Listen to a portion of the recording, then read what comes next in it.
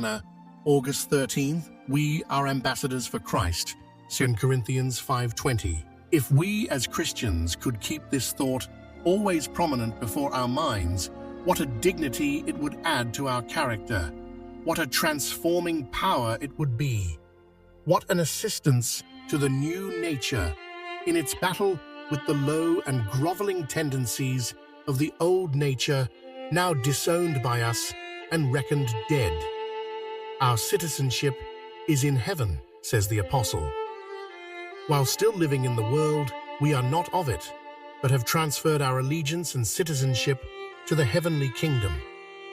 And now, as appointees of our kingdom, while still living in the world amongst aliens and strangers, we, as representatives and ambassadors, should feel both the dignity and the honor of the position and the weighty responsibilities, and ever keep in memory the apostles' words, "Whatsoever ye do in word or deed, do all in the name of the Lord Jesus."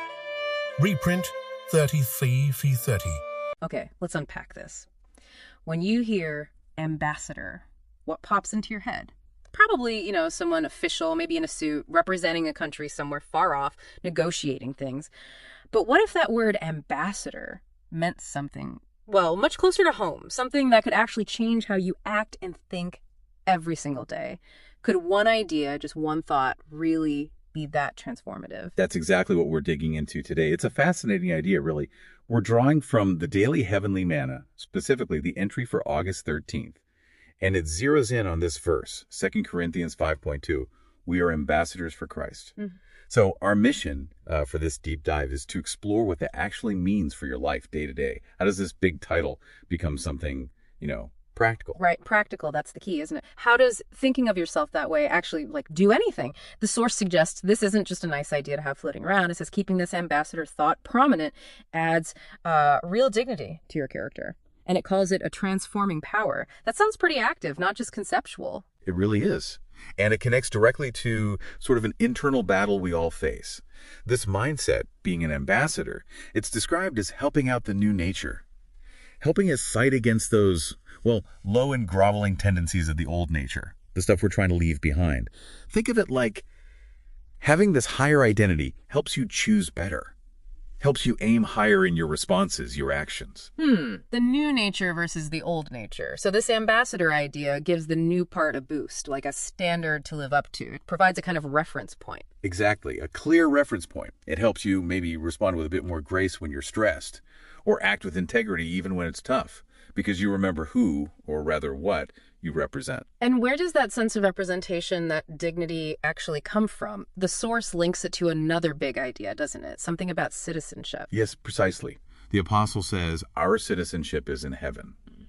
Now, that doesn't mean you're literally, floating on a cloud. Yeah. It means your ultimate loyalty, your true home, isn't defined by your current location or circumstances. So even though you're living in the world, as the text puts it, you're not entirely of it. Is that the idea? That's the core of it. You've essentially transferred allegiance and citizenship to the heavenly kingdom. Mm-hmm. So your values, your purpose, they're anchored in that heavenly citizenship. Even while you're, stuck in traffic or dealing with work emails, it gives that foundation for the dignity we mentioned. You're representing something else. Okay, so if your citizenship is elsewhere and you're here as an ambassador, you're living among, as the text says, aliens and strangers in a way, that sounds like it comes with some serious weight. The source mentions feeling both the dignity and the honor and the weighty responsibilities. What are those responsibilities, practically speaking? That's the million-dollar question, isn't it? How does this high concept translate? Well, the reading points to a very practical guideline from the apostles' words. It says, "Whatsoever you do in word or deed, do all in the name of the Lord Jesus." That's pretty all-encompassing. Whatsoever you do, so everything. Your words, your actions. Everything. It's about making sure all of it reflects your role as an ambassador. How you talk to people, how you talk about people, how you handle your job, your money, your time. It means asking yourself, maybe in those frustrating moments, okay, how would an ambassador for this kingdom handle this right now? It turns your whole life into, a message. So thinking about this for you, the listener, what's the big takeaway here? It seems to be that this ambassador idea isn't just like a theological label. It's a lens. a powerful shift in how you see yourself and your place in the world. It adds dignity, sure, but it also acts as this constant internal nudge guiding your choices, your words, everything. Exactly. It's meant to be truly transformative. So maybe a final thought to leave you with. If you really connect with this, if you consciously try to live today with this specific identity, an ambassador for a heavenly kingdom, how might that actually change things? Your next conversation. The decision you have to make this afternoon, what difference could embracing that one idea make for you right now?